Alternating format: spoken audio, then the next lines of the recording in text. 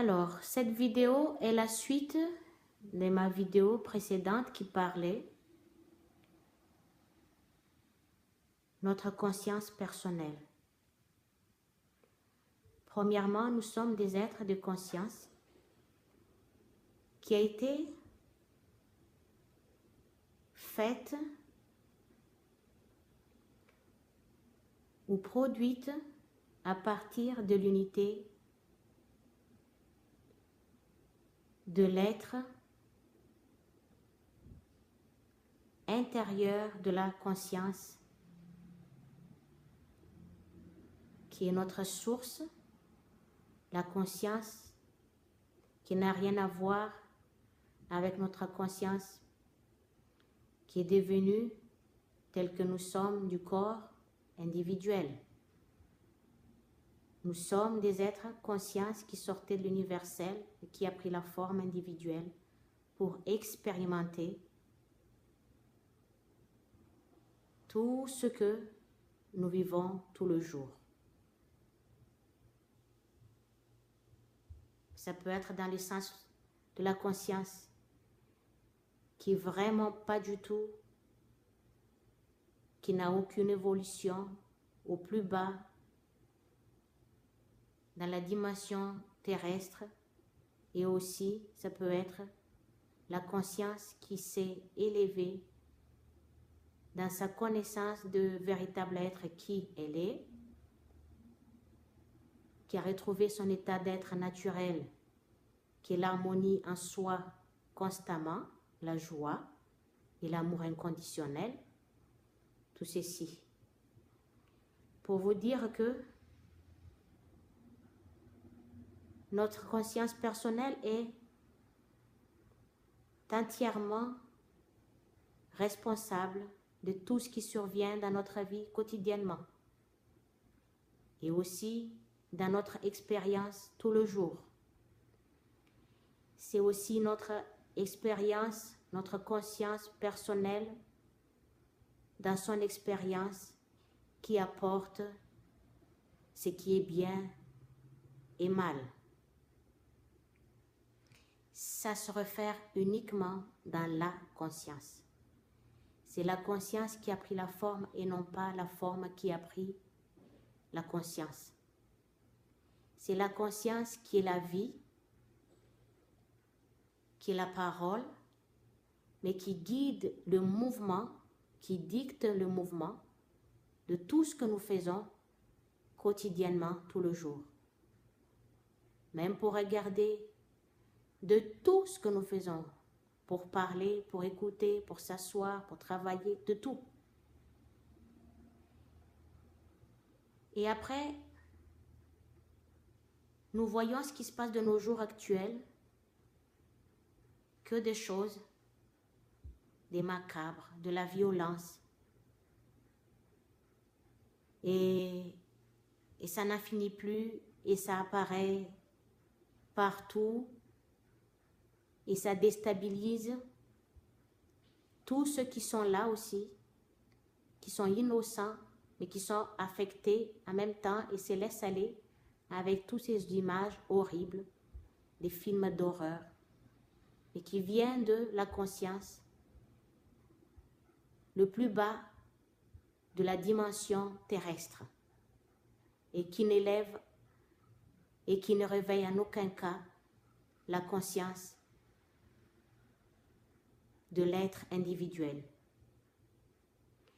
Et dans notre subconscient, tel que nous sommes actuellement, nous rapportons des souvenirs qui viennent de notre vie antérieure. Un souvenir qui est fortement imprégné en notre subconscient, mais qui est caché, qui est là. Et ce sont, en la plupart du temps, des souvenirs, des émotions passées comme émotions dans tous ces états de traumatisme, et ça peut être aussi des émotions de joie, peu importe. Et comme l'être humain, en la plupart du temps, inconsciemment, créé constamment en son imagination,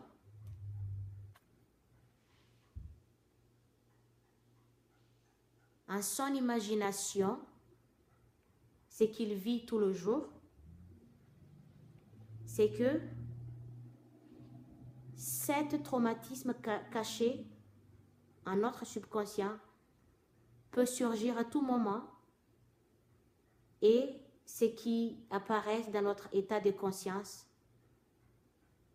que nous vivons cette fois-ci dans cette vie-ci tout le jour. Ces traumatismes-là sont là, mais cachés dans notre subconscient. Et nous le rapportons avec nous. Ça vient de la vie antérieure et ultérieurement, on se réincarne. Et ultérieurement, on revit la même vie. La même chose. Si on a vécu de la vie misérable dans l'ancienne vie, ça reviendra de nouveau dans cette vie-ci. Si la conscience ne s'est pas réveillée, ne s'est pas éveillée et ne s'est pas améliorée, et ainsi de suite. On revient constamment. Donc, c'est pour ça que l'être humain se pose des questions. Pourquoi moi? Pourquoi ça m'arrive à moi? Ça vient de la vie intérieure aussi. Et même de notre vie, cette fois-ci, mais dans nos vies d'enfance, qui avaient de traumatismes, qui avaient de émotions, de tout ceci. Et ça revient constamment. Parce que nous sommes des causes et effets de ce que nous créons nous-mêmes en conscience, en imagination. Dans les anciennes vies, que ce soit cette vie-ci, c'est ce que nous vivrons cette fois-ci ou dans l'ancienne vie quand nous reviendrons. Tant que la conscience ne soit pas totalement dans la connaissance de son véritable être, qui elle reviendra aussi longtemps que possible à prendre de nouvelles formes et revenir dans la dimension sur la terre.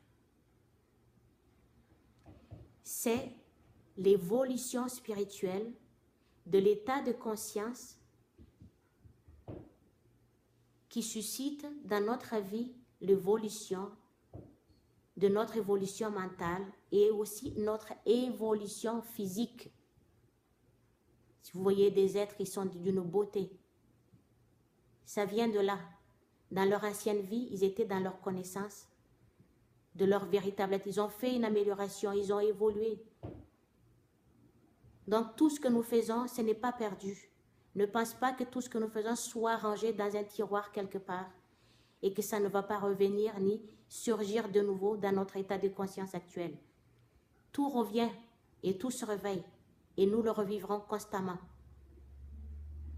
C'est pourquoi vous voyez, il y a des êtres qui sont vraiment d'une beauté. Eh oui, c'est votre évolution personnelle de votre état de conscience qui évolue aussi votre mental et votre forme, votre corps physique actuellement. Et après, quand nous vivons ces misères-là tout le temps, ça revient, on ne sait plus comment, où est-ce qu'on va aller, comment s'y prendre, pourquoi d'autres, genre, comme ils méritent mieux que d'autres, pourquoi ils ont plus de choix, de chances, et d'autres non. Et à force de vivre ça, et puis à un moment, on va prier, on va demander, mais pour une prière de soulagement de ce que nous avons besoin, tout simplement, dans la vie quotidiennement. Mais cette prière qui est tellement qu'on fait avec de la passion pour une demande spécifiquement ou quoi que ce soit pour que nous soyons soulagés dans ce que nous avons besoin, ça peut manifester, être exaucé. Oui, ça se manifeste instantanément, mais ça ne durera pas longtemps parce que tant que l'être humain, dans son esprit et dans son cœur, agisse constamment en contravention avec les lois universelles d'amour et qu'il vit constamment dans un état d'esprit critique, constamment, il revivra toujours le même vie, même problème, même misère, maladie, ainsi de suite. Et ça peut être éternel.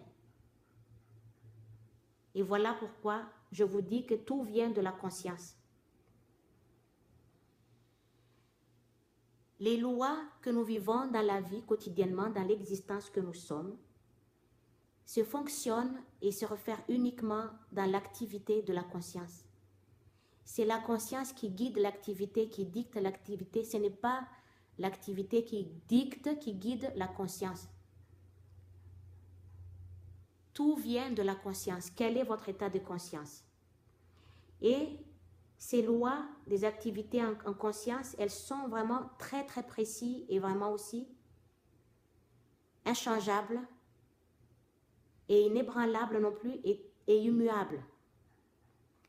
Ce ne sont pas ni de récompense, ni de punition qui vient de quoi que ce soit, qui que ce soit, ni des dieux, ni vient d'en haut, ni vient d'en bas. Ça n'a rien à voir. Tout ceci s'applique exactement à un facteur causatif de notre conscience. Il y a un facteur qui cause dans notre conscience et qui attire, qui rassemble, qui magnétise toutes ces particules que nous voyons partout, que nous appelons les poussières, mais qui sont là, qui semblent solides quand ça prend des formes, mais ça n'a rien d'être solide parce que ça peut être là aujourd'hui, maintenant, et puis tout d'un coup, ce n'est plus là. C'est pour ça que je vous dis que ce n'est pas du tout solide. C'est par la puissance de l'esprit, de notre source créateur qui a fait que ils ont réussi à faire, à créer toutes ces formes. Et donc, toutes ces particules électriques se relient et ainsi apparaissent au monde que nous voyons partout sous des formes. Ce qui sont des expériences que nous vivons partout par d'un tel, ce que nous voyons partout. Qu'est-ce que l'autre il a fait, qu'est-ce que celle-ci a fait, qu'est-ce qu'il n'a pas fait. Tout ça, c'est l'expérience, ça apparaît comme des expériences que nous voyons à l'extérieur, pas à l'intérieur de notre être, mais à l'extérieur, que les autres nous font vivre et que nous le faisons vivre aux autres et que nous subissons, que les autres subissent. Ça vient uniquement de notre conscience et que toutes ces particules qui sont rassemblées, magnétisées et lesquelles ainsi se relient tous et apparaissent au monde comme des expériences sous des formes visibles que nous voyons et paraissent solides aussi, mais ça n'a rien de solide, c'est des particules qui sont rassemblées, attirées et magnétisées. Cela s'applique, il y a un facteur qui est causatif de tout ceci dans la conscience qu'en chacun de nous. Et parfois aussi, quand nous prions, tout ça, et que notre prière tellement puissante que par la prière puissante, nous établissons un contact avec notre source divine qui réside derrière chacune d'eux et en toute sa création. Et quand on prie tellement fort, elle apparaît, elle répond, et son travail se manifeste, son activité se manifeste brièvement ou instantanément dans l'amélioration nécessaire de notre vie quotidiennement ou dans l'ensemble en général de ce que nous avons besoin. Et on dit ça que c'est un miracle.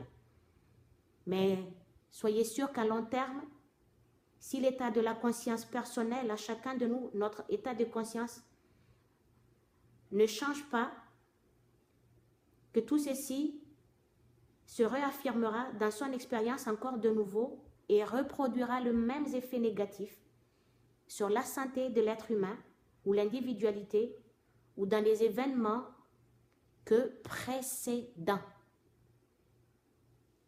C'est exactement, ça revient parce que ça ne va pas durer. On ne peut pas effectuer un changement durable à moins que notre état de conscience change. Voilà, c'est pourquoi la prière, il faut prier et s'efforcer constamment d'accéder à l'amour universel, à l'amour inconditionnel, faire un effort sans relâche, parce que à notre vie, à notre époque aujourd'hui, notre capacité mentale dépasse largement notre développement personnel ou spirituel. Et quelle est votre conscience? Posez-vous la question, qu'est-ce que vous portez en vous? Qu'est-ce que vous envoyez aux autres? Ce qui affecte votre vie actuellement. Voilà, vous posez la question, pourquoi d'autres ont le droit, d'autres n'ont pas le droit?